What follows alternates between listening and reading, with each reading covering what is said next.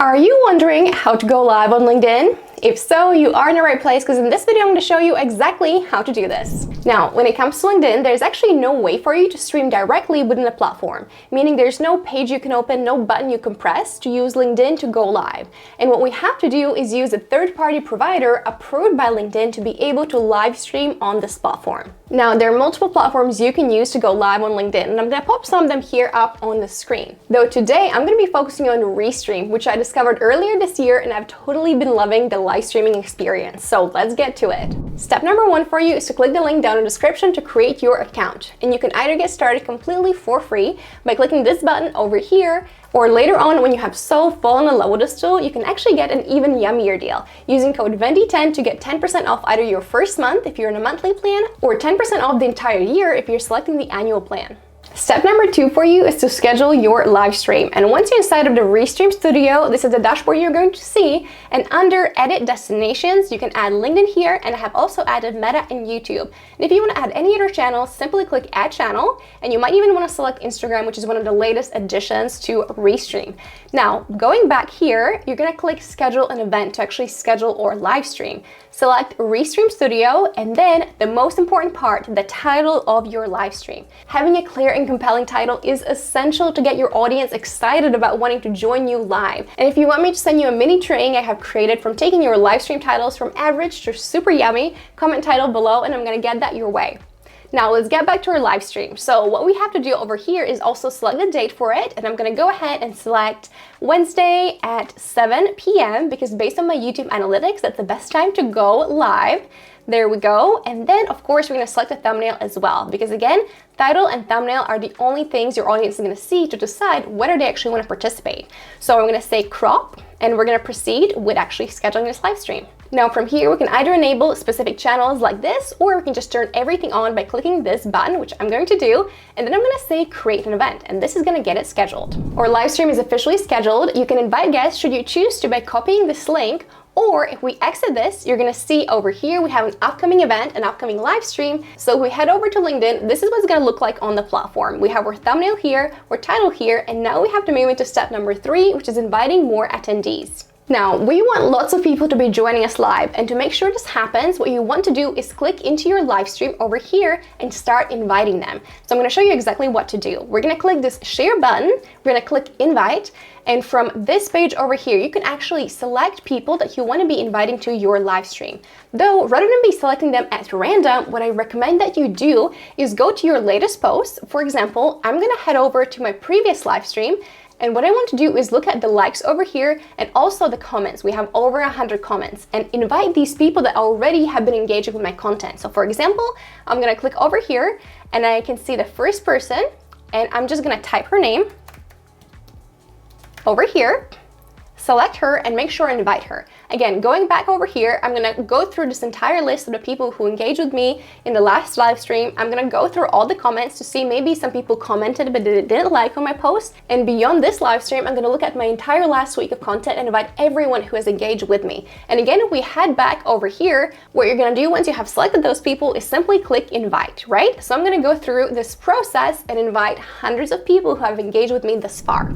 Now, I want to give you another insider tip of the people you should be inviting to your live stream. So if you head back over to your LinkedIn profile, you're going to click on My Network, click Connections, and from here you can see all the latest people you have just connected to. And what a better way to introduce them to what you're doing and how much value you provide in your live streams than actually copying their name and surname, and again clicking share on your live stream invite and inviting at least 50 of your latest connections to your live stream. And of course, if you do have an email list, you also want to send out an email 8 hours before and 1 hour before you go live to get as much traffic as possible at the time you actually go live. Step number 4, prepare for your live stream. So let's head back over to Restream, click inside of our studio over here. And when it launches, you're going to see something like this. So probably right now you have 2 Vendys on the screen. And before we talk about all these fun design elements that you can customize in Restream, I really want you to click over here under settings and always make sure that you're using the correct video camera over here and the correct mic for yourself, right? So you can always change these inputs before you actually go live. Now, outside of this, what we want to pay attention to is these scenes on the left-hand side. So there's different scenes that you can set up for when you're live streaming. For example, this welcome scene is basically when you're direct to camera. And in this instance, I have like an overlay behind me, a moving thing. Though personally, whenever I go live by myself, I actually would prefer not having that. So I'm gonna toggle over here, and that removes the moving video behind me, which I will be using in a different scene, though not this one. So right now, let's actually have some fun and click within the design elements to see all the things you can actually do on Restream. So first things first, the logo. Let's actually add our own logo over here. You can upload yours as well. Then you can change a primary color and select a theme. Now, these themes right now don't basically mean much to you because nothing is changing. And there's two ways you can see how these are looking. One, again, we can head back over to settings and we can click this toggle right now to see participants' names, okay? And now you can see how these different themes are actually looking like. Now, personally, my favorite theme is still this default one, though I don't want my name to be visible, and you're gonna see where else this theme comes in play. Though for now, let's exit this. And let's talk about overlays, okay? So overlays are the fun things you can basically add on top of your screen whilst people still can see you. So in this one, we have spaceships. In the next one, we are live with Restream, and you might want to create your own overlays. So for example, if you are going live and maybe doing a sponsorship with a brand, you might have a need to add the brand logo somewhere. Maybe you have a need to add your own website. Maybe you want this outline box around you. And again, you can add your own overlays here, and it's just super simple. The way I design all of this is by going to Canva. You design exactly what you want. So if you click into this, you can change the colors, you can add your own logo. If you go to uploads and you add the logo here, I actually have my website. This is the white text, you just can't see it because it's white. And then super important, you can click share, click download, and most important part, click transparent background before you export this. Now, if you'd like me to send you this template with the correct dimensions, just comment Livestream below and I'm gonna get it your way. For now though, let's head back over to Restream. And typically when I am going live just directly to camera, I would remove most overlays. So I'm gonna click, oh, I clicked it too many times. I'm gonna hide that. I typically have my own logo. Though, let's talk about the next scene. And whenever I share something within a live stream, which is like a presentation, I actually really do like having like a moving background behind me because it can retain the audience for longer. Now, one thing you want to mention right away is that you might notice that, hey, why is there a Restream logo? We just used Vendy logo before. And again, every single scene you set up on the left-hand side is gonna be unique. So you set it up once and you can reuse it whenever you go live. So again, in this instance, I have to change the logo to actually be my own logo. Now the background, we have other moving backgrounds here. So for example, like some greenery, we have different things happening here. We have something like this, which looks like kind of data, at least for me. And of course we have like static backgrounds as well. So for example, like this. And again, in this instance, if you're like, you know what, I want my own moving background, or I want my own, you know, gradient or brand colored background, you can upload your own. So all you want to do is again go back to Canva over here and you can click add page and just go to elements and literally just put in like gradient, and you can go to photos, and maybe you already love some of these photos you can use, right? So most important thing is that you export this in 4K, so it's really high definition. Or also, if you want, click under videos and see what moving gradients do they have. Now, very important that you pay attention to the quality. Now, the fact that this didn't fit the space right away means that it's probably not in 4K, so you have to just be careful where you source your videos from, because you do want them to look amazing. Like again, these videos, when we go live, you can see that they're just really high quality, or like these bubbles, you know, like they look awesome. So here's the bubbles. So again, this would be my setup whenever I am screen sharing. So for now, let's go back to the welcome screen, which if you want to, you can change this for just changes to like solo stream or solo cam, which is when you're going live by yourself. And now let's pay attention to captions, okay?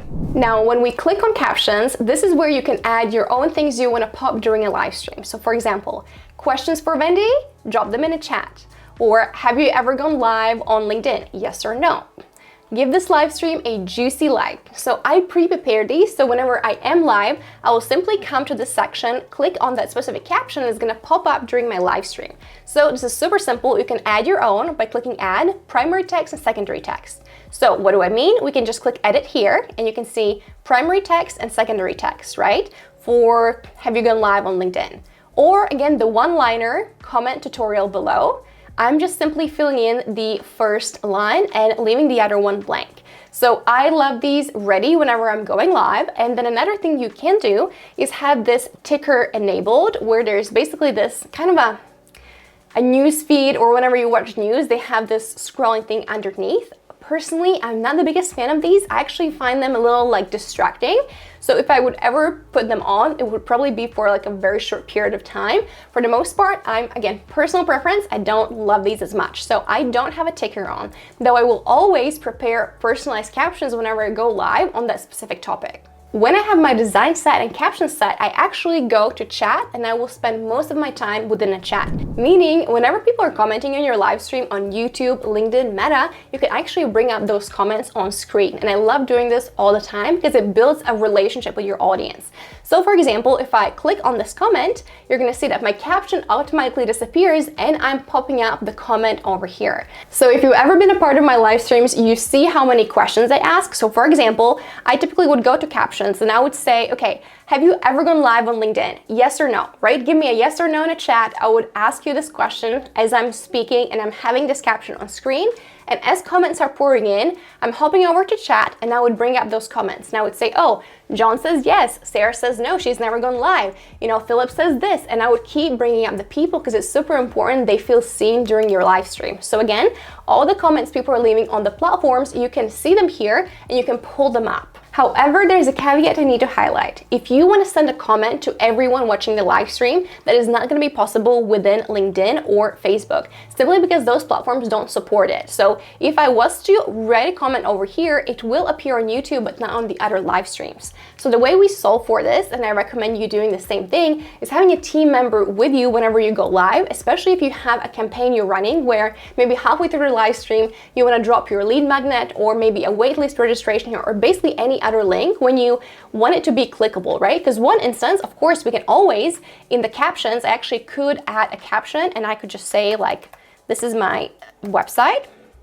I think if I know my surname right, it's really long. So I could always pop this, of course, but it's kind of hard for people to write it down, right? Because again, I just have a crazy surname, let's be real. So in that instance, it's kind of nice if people have a clickable link.